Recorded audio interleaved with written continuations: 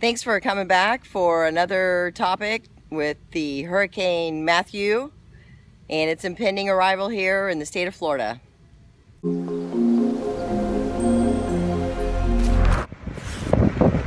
Don't wait till the last minute. Get your cash, water supplies, ice, and fuel. Make sure you're stocked up.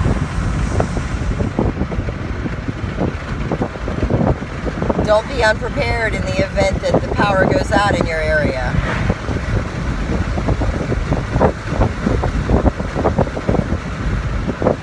Don't wait till the last minute.